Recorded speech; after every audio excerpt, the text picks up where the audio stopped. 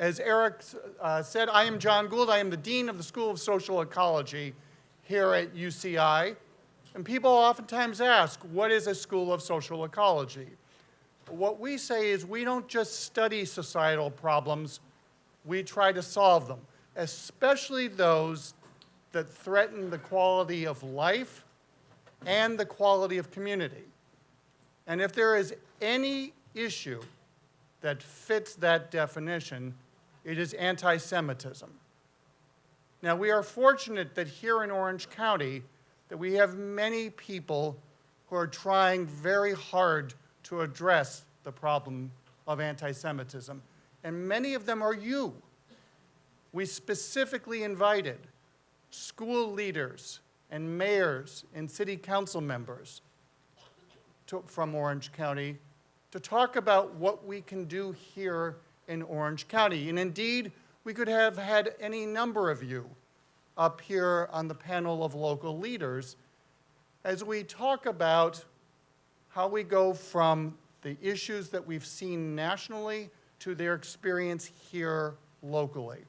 We saw in the earlier panel today that our panelists were talking about the rise of anti-Semitism, its causes, its effects, and what the response ought to be. And on this next panel, what we've asked our panelists to do is to talk about what's the next thing that needs to be done in Orange County. Every single one of them has been very involved in addressing this problem, and their organizations have been as well. So we did not ask them to talk about what they have done, although it's legendary. We've asked them what's the next thing that needs to be done. And we're very fortunate to have a who's who of leaders here in Orange County. Going from your left to right, we have Michael Kent, who's the chief of police in Irvine, and also, I might add, an alum of the School of Social Ecology. We're everywhere. Next to him, we have Katrina Foley, who is a supervisor of Orange County. Next to her, let's hold the applause to the end. We have Lisa Armony, who's the executive director of Hillel International's Campus Climate Initiative. Then Rabbi Peter Levi, the regional director for the Anti-Defamation League. Rabbi Richard Steinberg from Congregation Shi-Ha-Ma'a. I hope I got that close. I was saying to the rabbi earlier, you would never know that I had been bar mitzvahed at some point in my life, the way I continue to butcher Hebrew these days. And then finally, last but not least, Todd Spitzer, who is the district attorney for Orange County. Now, I have been given the, depending on your perspective, either enviable or unenviable job of trying to keep elected officials, rabbis, and other leaders to a time limit. We've asked them to speak for about 3 to 5 minutes, and then after that, what we want to do is really engage in conversation. So I'm going to start with Chief Kent. Thanks again for being with us today.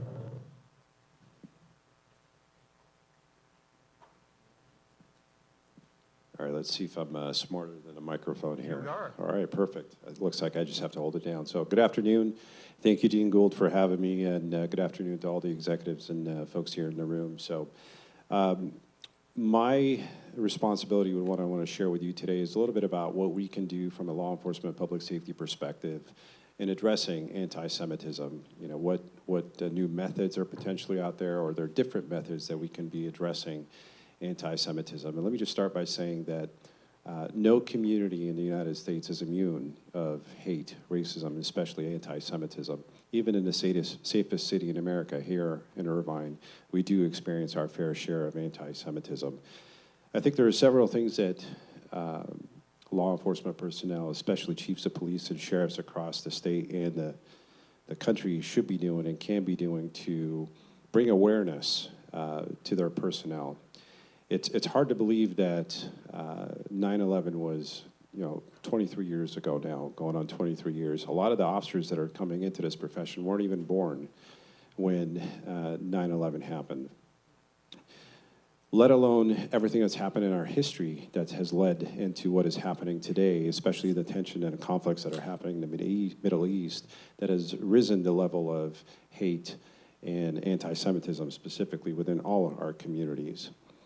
One of the things that's crucial and important is education. As a law enforcement officer, there's minimum standards that every single officer or deputy goes through in the academy. It's mandated by California Post, which is Police Officer Standards and Training. And then after that, when you're off on your own, you go through training, you're out in your community, you're working, you're interacting. There's minimum requirements, a couple hours here, a couple hours there, and that could be once a year, it could be once every 5 years, up to 5 years. That's not acceptable. It's truly not acceptable. I think with a lot of our population, especially the local Southern California folks that grow up into this profession, into law enforcement, they really don't have an understanding of what the world is about and what the history behind a lot of the acts that are happening today, why that's happening. And it's important, and it's on us as leaders to broaden that perspective. For us, I'll tell you here in the city of Irvine with the Irvine Police Department, we sent, even before the recent conflicts that are occurring right now in the Middle East, we sent all our officers to the Museum of Tolerance. Our whole department was sent there. That's not a requirement. That is an action that we took independently on our own. So when you think about these young 20-something-year-old officers and they go through that, and I had an opportunity to speak to a lot of them, what do you think? A lot of them were brought to tears, not understanding. There's a lot of that you read in the movie, in books, you've seen it in the movies, whatever it may be. But to be there, and especially to hear from a Holocaust survivor, there's nothing more powerful than that. A person that was there, that lived it, and lost majority, if not all, their family members, but were able to be blessed enough to get out of that alive, really changes you when you sit there as an audience member to listen to their story. So educational opportunities that come up are crucial, are important, and it's important that we continue doing that in the years to come. There's no question that anti-Semitism is 100% a threat to our American lifestyle in every single community in the United States. Investigating anti-Semitism, hate in general, is equally as crucial. Our policy with the Irvine Police Department is you shall document any incident that has to do with hate, regardless of how minor it might be, even if the person is refusing to provide their information or willing to be a cooperative reporting party, let's call it. But it's important for us to understand what's happening within our community and what kind of actions we can take as law enforcement members to address those issues that are happening within our own community. We have several trainings that we put our folks through. There's a policy in place, like I said, that clearly depicts what outlines a hate crime versus a hate incident and how that is properly documented and how the outreach continues on after that. The next thing is the outreach and partnership and collaboration that we have with our Jewish community within our city. For me, it's really sad when every time I visit a Shabbat or a temple, synagogue, whatever it may be, and I see the design of the building is done in a way where it's bomb-proof or bulletproof or attack-proof, let's call it that. And a place of worship where people are going to pray to God. Or even at schools where people are dropping off their 5, 6, 10-year-old kids to get an education, but the building is designed to withstand outside attacks. That is honestly very disappointing to see, even within our own communities, but certainly understandable. It's important that we have groups and dedicated personnel within our police departments that are reaching out to the Jewish community to ensure their safety, but more so provide the training in the event something was to happen, and let's hope and pray to God it never happens. But what can they do to keep themselves safe for that short few minutes until the police arrives and takes care of business? It's important that we stay connected to worldly events. In a city like Irvine, where you have over 100 countries that are representing the world in our own community, over 70 languages that are spoken, and over 20 faiths that are practiced, there's no question that whatever happens in other parts of the world will impact us here in the city of Irvine somehow. And now we're seeing it very clearly with obviously the conflict that's happening in the Middle East. It's on us to make sure that we are the ones reaching out and not wait for the community to reach out to us. We've had our folks drive by all the synagogues, temples, park their cars there, catch up on reports, just be a visual deterrent, and also be a symbol of security for people that are coming and going from those locations. And it's important that we continue to do that. And as you can tell, I love to talk, so I'm gonna, yep, I see you pointing at the watch. I'm gonna, this last one is really beyond our control. This is obviously a very broader topic, something that has to do with a national conversation, and you look at the origin of how these hate messages are being spread, and that's social media and the internet. Of course, on a local level, I have zero control of that, but you look at how much hate has grown online over the course of the last couple of decades, that is a significant problem, and that is what's impacting our youth and poisoning their minds. And as a result, they're taking some of this horrific actions that they are taking. I'll leave it at that. Thank you, Chief.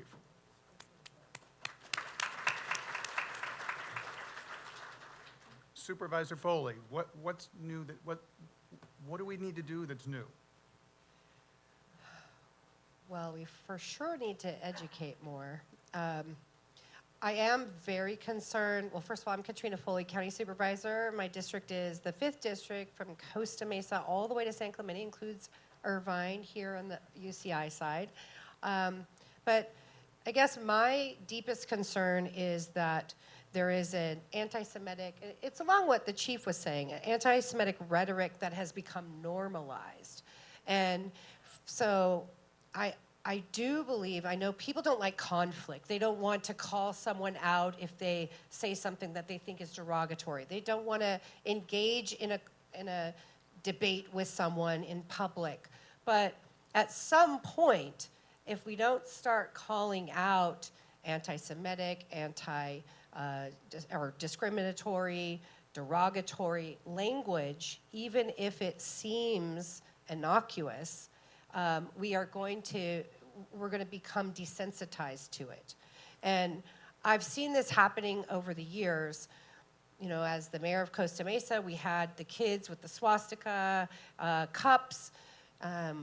When I became the supervisor, we had the Star of David, people coming with their badges on their arms and saying that the vaccine record was similar to what was going on in the Holocaust.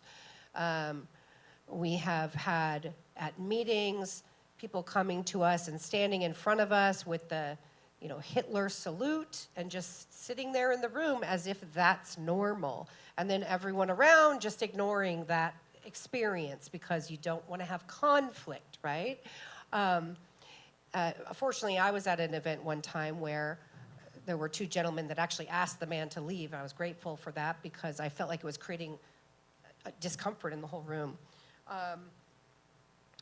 So I guess my concern is the normalization. Just today, and I know Rabbi Steinberg is probably going to comment on this, so I won't take his thunder, but just today at the Human Relations Commission, now called Groundswell meeting, my appointee, Lauren Johnson Norris, called me. I was in the car. She was in tears, crying because of the painful comments that were being spoken at the public meeting. And it was a Zoom call. No one was stopping anyone from making extremely painful, hurtful comments that were extremely anti-Semitic, even calling Rabbi Steinberg, as I understand, not human. And so this is at a Human Relations Commission meeting. I mean, there is a First Amendment issue, but at the same time, at what point do we start to engage and to shut down discriminatory, anti-Semitic speech so that it doesn't hurt the people that are in the room? We know that this is a problem. So all of these incidents that I've been involved in over the years, and I'm an Irish ally, but I've found that the approach, the swastika cups and the Newport Harbor incident, the approach was to engage in educating and telling stories. And that seemed to be very effective for that group of students at the time. I think we made some major progress there. So since I have become the supervisor, I've had an opportunity to kind of lean into this issue and work with the Shabbat Center for Jewish Life. And I don't know if Rabbi Mintz is here, but we funded field trips to the Holocaust museum that they have there.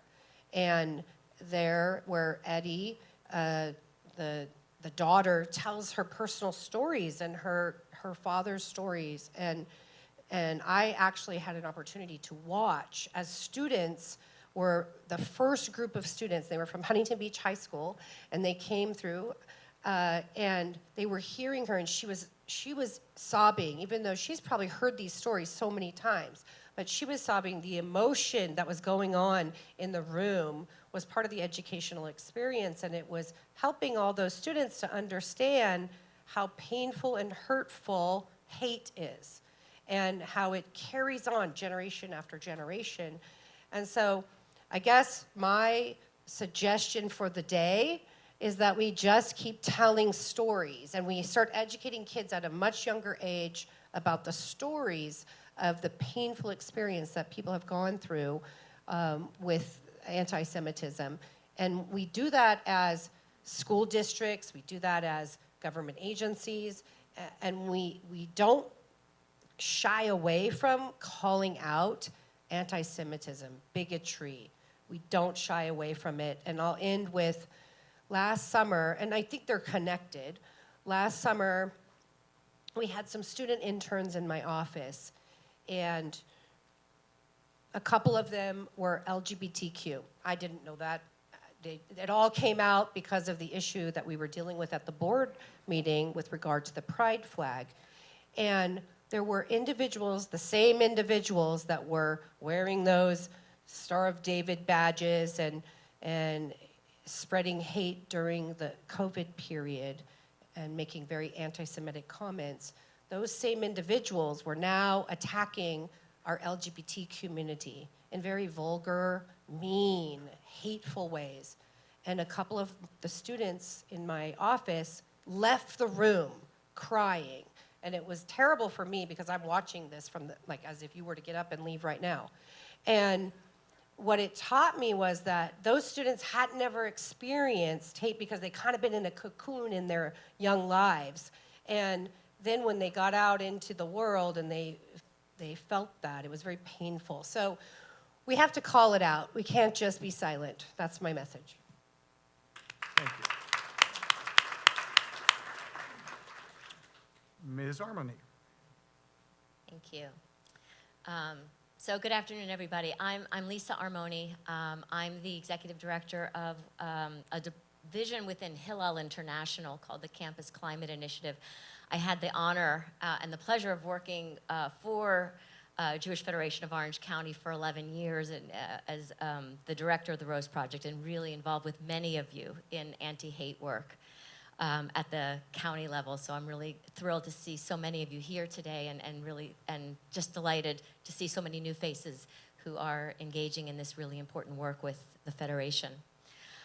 So I want to explain a little bit about what I do, because I think it'll help to give some context to what I'm going to talk about. I'm very mindful of who's in the audience today and just how many K-12 educators and administrators are here. So my work really developed out of this growing, this rise in anti-Semitic incidents on college campuses that we started to see about 7 or 8 years ago. That was putting a lot of pressure on Jewish students on college campuses. And Hillel International developed my department because we believe that it's not the responsibility of Jewish students to improve the campus climate for themselves on their campuses, but rather the administration, which has legal and ethical and value-based responsibilities to ensure an inclusive environment for all campuses. I want to share with you, Dr. Kesar shared some national statistics about anti-Semitism, I want to share with you some statistics that we've collected at Hillel on campus just since October 7th. We've been, we collect information every year, or statistics, but just since October 7th, to give you just, again, a little bit of context and understanding of the time that we're in at this moment. So in the last 4 months, we have seen 932 anti-Semitic incidents on college campuses on 173 unique campuses, okay? That's an 800% increase over the same time period last year. That's huge. Of those 932 incidents, 43 are incidents of physical harassment, and 328 are incidents of graffiti or vandalism, either on a Jewish institution on campus, like a Hillel house or a Chabad house, or even campus property, like a building that belongs to campus, but the vandalism was rooted in anti-Semitism. So as I share those statistics with you, I'm really struck with what Dr. Kopstein shared in terms of his own research, that universities are not producing the anti-Semitism that's showing up on college campuses. In many cases, students are showing up to campus with those sentiments already.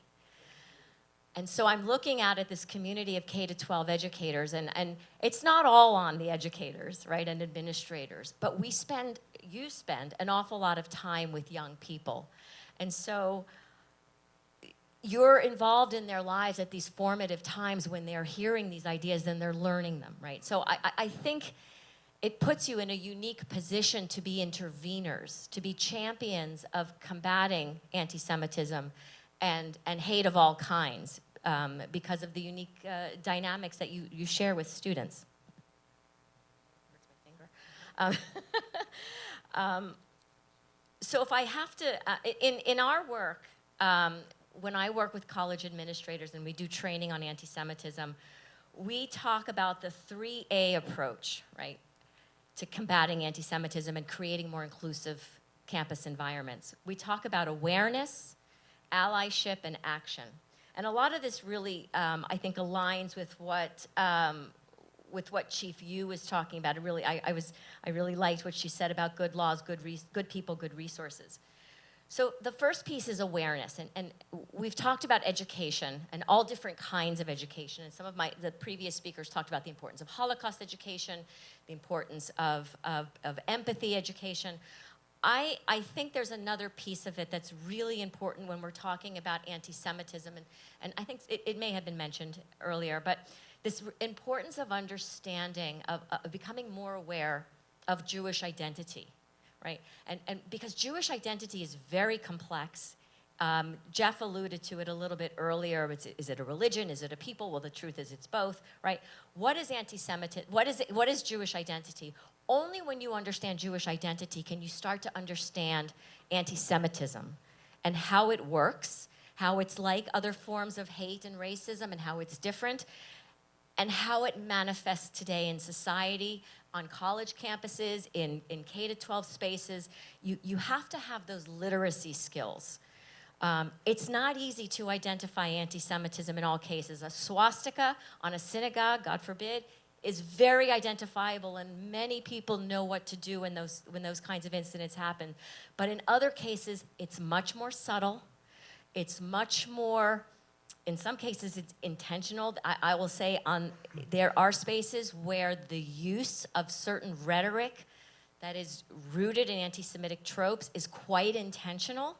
There's a movement out to delegitimize Israel and Jews who are connected to the state of Israel, and you only understand that if you take the time to become aware. You take the deep dive into understanding anti-Semitism. So it's really important to become aware.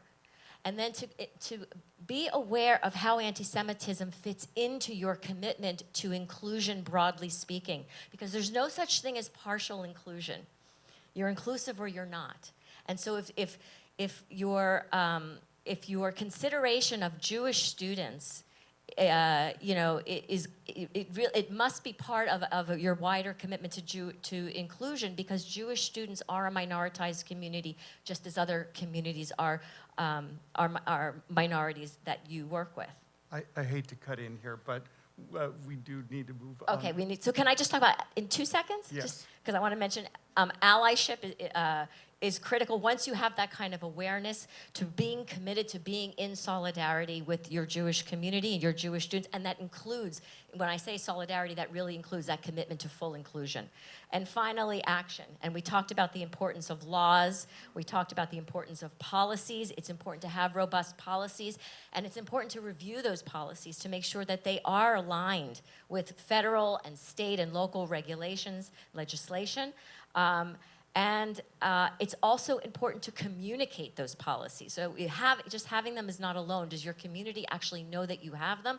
And does it know how to access them? Does your community know how they can report hate and bias incidents in your school and elsewhere? Okay, I'm happy to talk further about this. And we will actually. Stop so I don't get in trouble. There will be a Q&A later, so. I would never have guessed, but in any event, yeah, touche.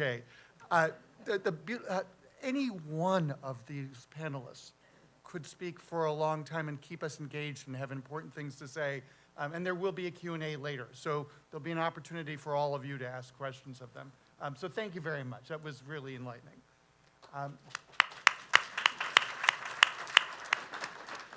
Rabbi Levi. Great, thank you. It's wonderful to be here. I see so many partners on the dais, out in the crowd. We've worked well with UCI, with the Office of Inclusion, the Chancellor's Office, with Federation, with particularly Katrina Foley as a supervisor, certainly with Irvine PD, with Hillel. We got a lot of partners in the room. It takes a lot of partners to fight anti-Semitism. We all want no hate. We don't want any anti-Semitism. We want to provide immediate relief for those who are targeted. We want to fix the problem. We want to end it forever. But sometimes our tools are wrong, right? When there's a storm, and we now know what that looks like in Southern California, right? We raise an umbrella. We wear our waterproof shoes, and that keeps us dry and comfortable. But if you bring an umbrella to a climate change conference, you have the wrong tool. And fighting hate and anti-Semitism is a climate change issue. And while it's important to hear Holocaust speakers and go to the Holocaust Museum in Newport Beach, right, those are a bit like raising an umbrella, right? Unless if they're fully integrated into our curriculum, unless this is a context. Hearing a Holocaust speaker is important and vital, just like I needed that umbrella 2 days ago. But it's not enough if we really want to move the needle in the fight against hate and extremism and anti-Semitism. We need systemic approaches to do that. We need, at ADL, which you've heard a lot of today, right, we're using a whole of society approach in how we fight against hate and anti-Semitism, because for us it's a climate change issue.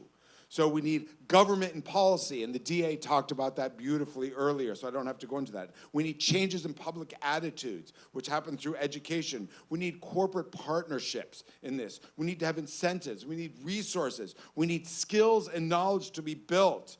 And the foundation of that is set through our education systems in K-12 and on university campuses. That's the way we need to go. Now, we can't fight anti-Semitism or hate if we actually don't know what it is. And one of the fundamental mistakes we've heard referenced today is we don't know who the Jewish people are. If you think the Jewish people and Judaism is just a religion, then anti-Semitism is anti-religious bigotry.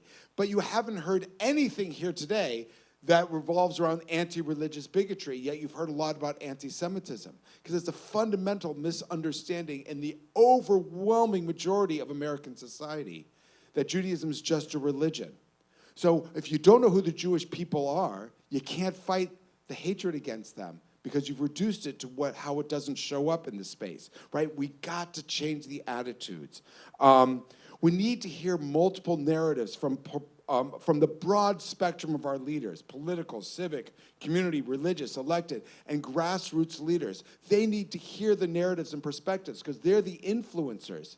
And then leaders have to lead. They have to use their voices and their spaces and their pulpits and their bullhorns. They have to use their bully pulpits, right, to put the word out there, right? And they can't listen to their city attorneys who say, just say nothing. Right? So I'm grateful for the Santa Ana mayor who's here because she doesn't say nothing, she acts. Right? We have to combat the false binary that's out there in the world. So the one we're experiencing these past 4 months is that you're either for Israel or you're for Palestine. I will say the overwhelming majority of Jews in America and Americans are actually for both.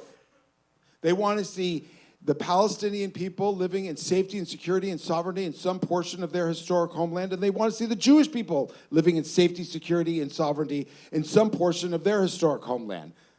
Right? Figuring that out is a challenge. But the narrative online and social media, in our city council meetings, on our high school and college campuses, is a false binary, making you choose between Israel or the Palestinians. And that is destructive to what we're doing. We need modifications in our municipal, like what happens at our meetings, right? You're about to hear what happened at one this morning, right? When city councils and mayors just sit quiet and let this hate and vitriol come out, they create a platform for hate and anti-Semitism, and yet they don't adjust their policies of what happens. They don't correct the record afterwards, right? They remain silent. We need them to lead. We need to eliminate the barriers for reporting because we can't fight what we don't know about it. We need reporting across the spectrum. We need reformation of Section 230 of the Communications, right? A whole society approach. Rabbi, you're next.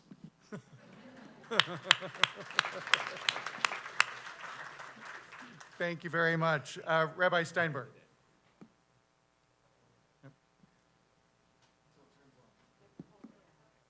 Oh, you have to hold it while you're doing it. Got. All right, I'm going to the microphone school with Chief Kent. So, friends, my name's Rabbi Rick Steinberg. I'm a local rabbi here in Irvine.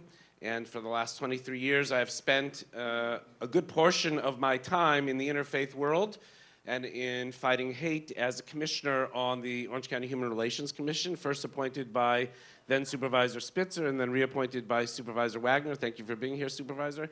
Appreciate it. This is real. This is real. This is a moment that is happening. I'm 56 years old as of last week. I have seen anti-Semitism. I fought it. I never experienced it. I went a half a century without experiencing it, and I feel really lucky for that. I didn't realize how prevalent it was and how real it was in America. And how do I know that? Because I am the object of anti-Semitic acts. This morning, from 11 to 1 o'clock, I had to sit in a commission meeting.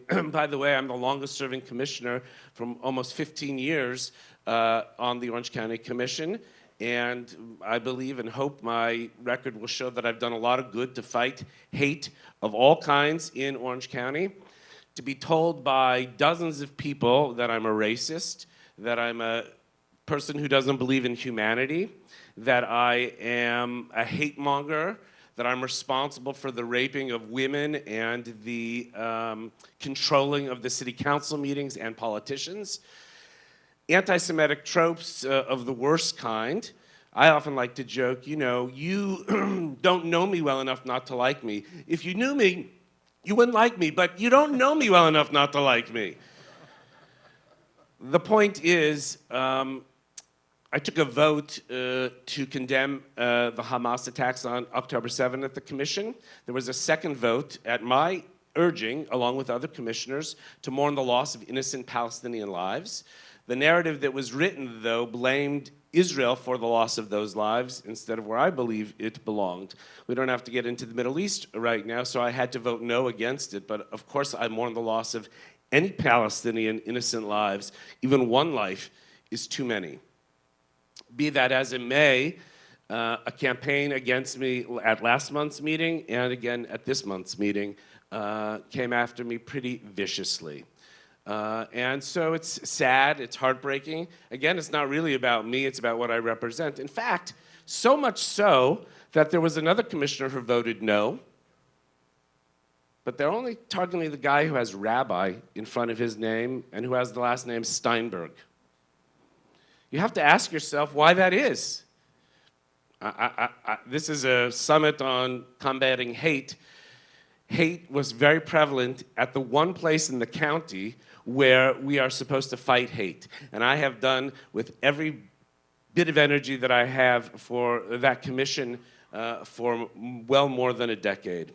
So it's real. This is an existential moment for Jews, to be sure, but for leaders as well. Because I'm going to tell you something. History is going to judge every leader in this room, whether you're a principal, whether you're a supervisor, whether you run a nonprofit. History will judge how you responded. And if you allow people who hate to sit around your table to fight hate, you are not seeing the moment for what it is. This is an existential moment, and leaders need to stand up and say, this is acceptable and this is not acceptable. We live in a free country, and public meetings and things of that nature, you just have to use your free speech to speak louder than those who are speaking hate. I concluded my message today at the meeting with love. I talked about love. I didn't focus on hate because you cannot feel love if you're filled with hate. Leaders have to stand up because Jews cannot fight anti-Semitism alone. We need allies, and that requires relationships too. It requires sitting down one-on-one with our elected officials, with our principals. I get phone calls every single day from public officials, from principals, from players in the community who want to just understand, what does this mean? What's that trope? I don't really understand that. I will always spend my time doing that because we have to, one-on-one, talk about things. By the way, with respect to the Middle East and other issues, there are arguments to be had. But you have to do it in a respectful way in which you are not maligning the reputation of human beings who are working to try and stop hate. And, I guess the last thing I would say to you is this, that on October 7th, there were 1,200 murdered Jewish people. On October 8th, there were rallies all over the country saying free Palestine.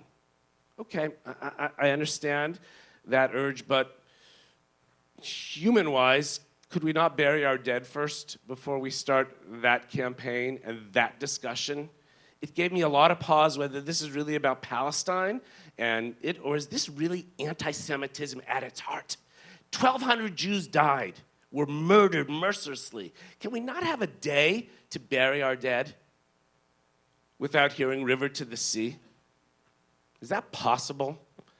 So it's time for us all to stand up and fight hard, and I really cannot thank you enough for being here. This is exactly what we need to really talk about these issues honestly, vulnerably, and to learn from one another. So thank you. Thank you, Rabbi.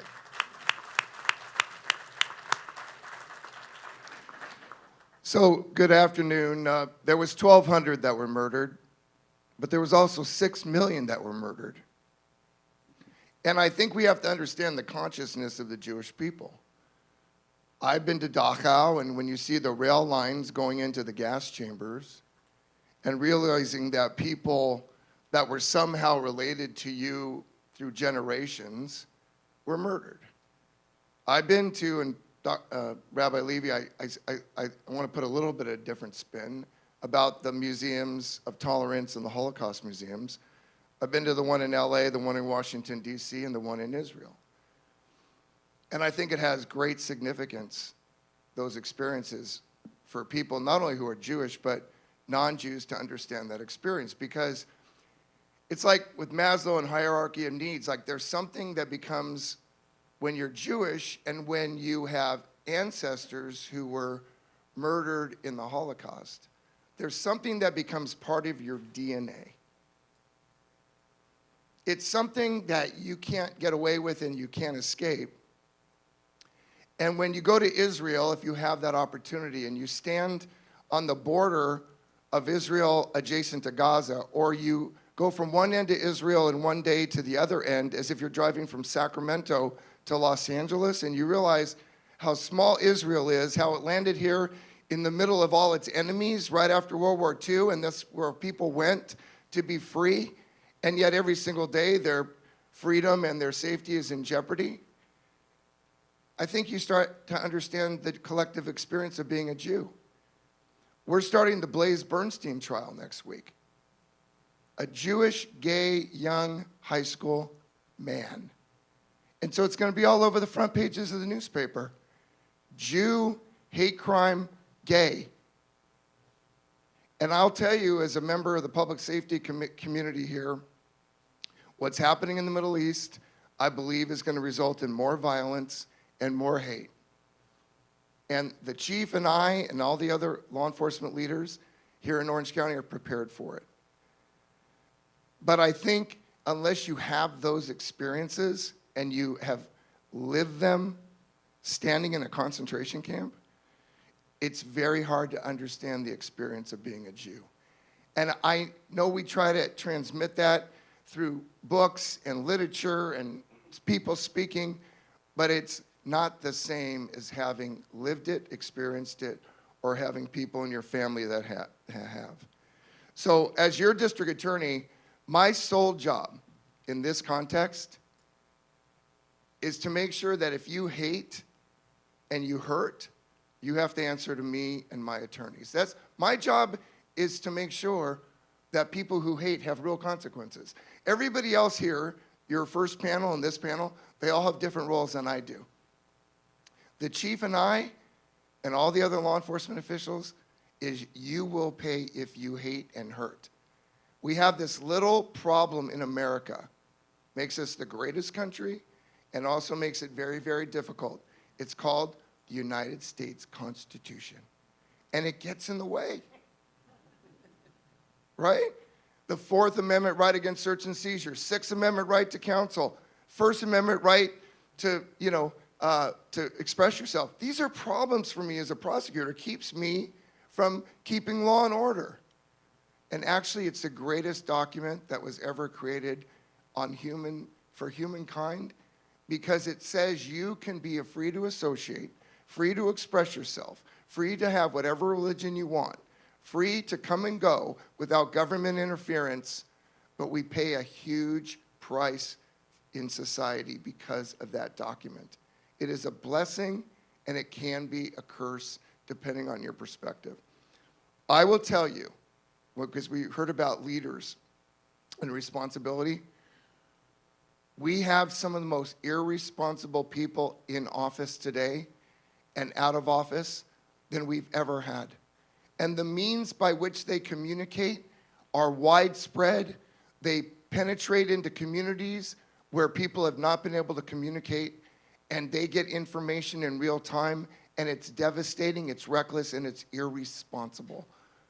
We are paying a huge price for our First Amendment rights and some of the idiots that the American people have elected to office, who hold office, and they're irresponsible. And they talk irresponsibly, they hate, and they allow people who follow them to believe that hatred is okay. And what happens is, in the Blaze Bernstein, I can't talk too much about it, obviously, because it's an active prosecution. But when you are a leader and you engage in hate speech, which is okay, but your followers are individuals who don't know what the limits are from the hate speech to hate and violence, you have serious consequences. And I don't believe for a minute that the leaders who we all know and see every day on television and hear on the radio do not understand that the words they use and the actions they take will instill in people who are reckless, less educated, myopic, and don't understand the experience of others. And quite frankly, what's the genesis of hate? It's fear. People have murdered people out of fear. I heard on the earlier panel some of the characteristics of Jews, the stereotypical characteristics of success. Control the means of production, control the movie industry in Hollywood, control all the banks, That is exactly the kind of language on banks that happened that instilled Nazi Germany. So I'll just let you know this. You need to know who your judges are in Orange County and when they run for office, because they stand for election every 6 years. We're going to need to wrap it up a Yep, little bit. we prosecuted Tyson Mayfield. He was looking at 38 years to life. He attacked a pregnant African-American woman and said he was going to drop her baby. He had already committed 2 strikes, 2 hate crimes prior to that. He was looking at life in prison. I support him going away forever. He does not deserve to live in society. The judge gave him, after much argument, 5 years. I appealed that case. It went to the 4th District Court of Appeal. They agreed with me. The judge abused his discretion, and we're back to litigating that case again. If you want a safe community, you need not only to take a stand on issues, you need to speak out against hate for everybody. I don't care who you love, but I care who you hate.